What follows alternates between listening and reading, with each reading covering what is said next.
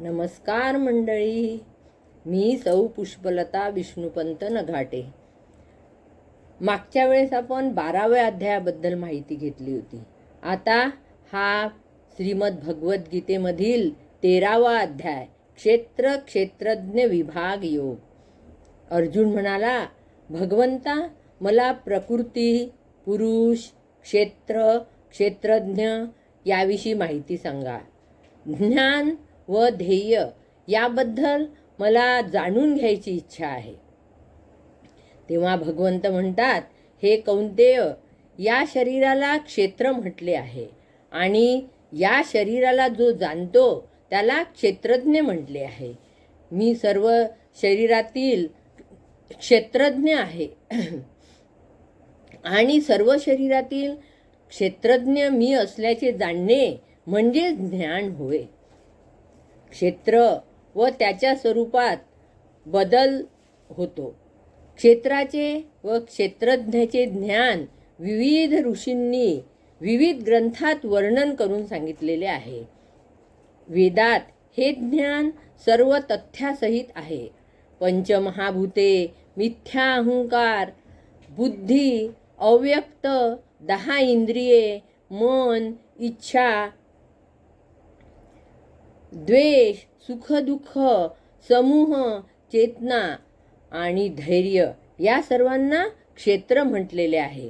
क्षेत्र म्हणजे नम्रता, निरहंकार, अहिंसा, सहनशीलता, सरळपणा, गुरुला शरण जाणे आणि इंद्रिय विषयाचा त्याग याला क्षेत्र म्हटले आहे. जन्म, मृत्यू, जरा, व्याधी इत्यादी दुःखदोष जाणणे, अनासक्ती, घरदार, पत्नीपासून अनासक्ती, मुलांपासून अनासक्ती, इष्ट व अनिष्ट गोष्टीत समचित्त राहणे म्हणजे क्षेत्र होय. एकांतवासात राहण्याची उत्कट इच्छा, सामान्य लोकांपासून अलग राहण्याची इच्छा ज्याला होते त्याला आत्मसाक्षात्कार होऊन परमसत्याचा शोध लागतो. इष्ट व अनिष्ट गोष्टीत समचित्त राहतो त्याला आत्मसाक्षात्कार होऊन परमसत्याचा शोध लागतो. हे सर्व ज्ञान आहे. या व्यतिरिक्त जे आहे ते सर्व अज्ञान आहे. ज्ञेय म्हणजे जे तू अमृताचे आस्वादन करू शकशील. अनादी व माझ्या अधीन असणारे ब्रह्म म्हणजे ज्ञेय आहे. हे भौतिक जगताच्या कार्यकारणाच्या पलीकडे आहे. सर्वत्र त्याचे हातपाय, नेत्र, मस्तके, मुखे, कान, हात ह्या प्रकारे सर्व इंद्रिये व्यापून आहेत. परमात्मा सर्व इंद्रियाचे उगमस्थान आहे, पण तो इंद्रिय रहित आहे. तो सर्वांचा पालन करता असला तरी परमात्मा हा अनासक्त आहे.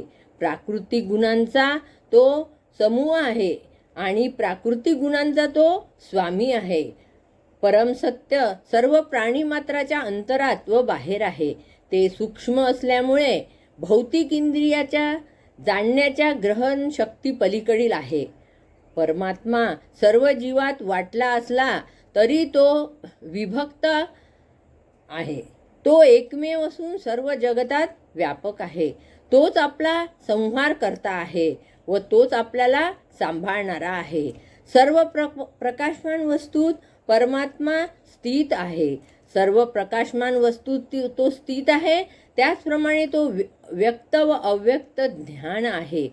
तो सर्वांच्या हृदयात स्थिर आहे. तो प्राकृतिक गुणांचा स्वामी आहे. केवळ माझा भक्तच माझ्या स्वभावाला जाणू शकतो. भौतिक प्रकृतीतील सर्व जीव अनादी आहेत. जीव विविध सुखदुःखाच्या उपभोगास कारणीभूत आहे. जीवाच्या प्रकृतीच्या त्रिगुणांचा भोग या संसारातील सुखदुःखास कारणीभूत आहेत. विविध श्रेणीत प्रवेश या शरीरामध्ये दिव्य भोगता आहे. तो महेश्वर होय. तो देखरेख करतो. तो परमात्मा आहे.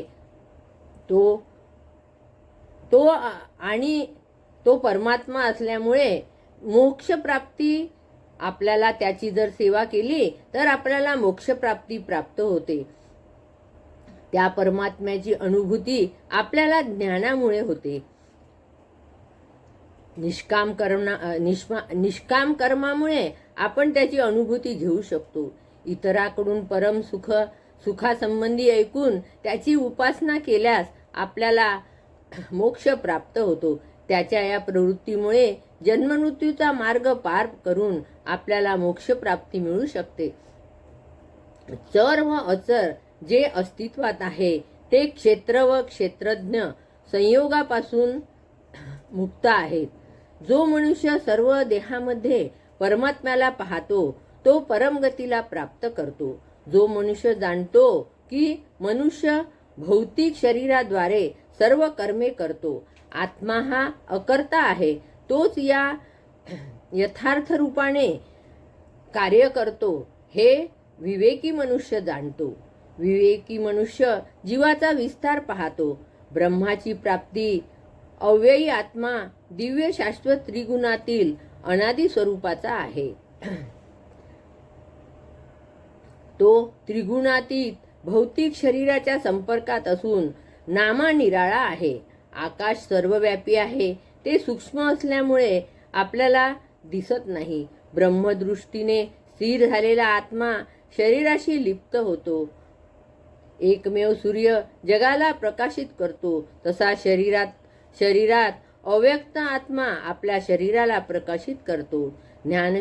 चक्षुने क्षेत्र व क्षेत्रज्ञ यातील चेतनेद्वारे संपूर्ण भौतिक प्रकृतीपासून मुक्त होण्याचा मार्ग जाणून घ्यायला पाहिजे. या अध्यायात आपल्याला हा उपदेश केला आहे की मोक्षप्राप्तीसाठी काय करायला पाहिजे. भौतिक शरीर हे नाशिवंत आहे, तेव्हा आत्म्याला जाणून भौतिक इंद्रियावर विजय मिळवून मोक्षप्राप्ती करा व जन्ममृत्यूच्या फेऱ्यातून सुटका करून घ्या, असं आपल्याला भगवंत सांगतात. धन्यवाद. व्हिडिओ आवडल्यास लाईक सबस्क्राईब करा.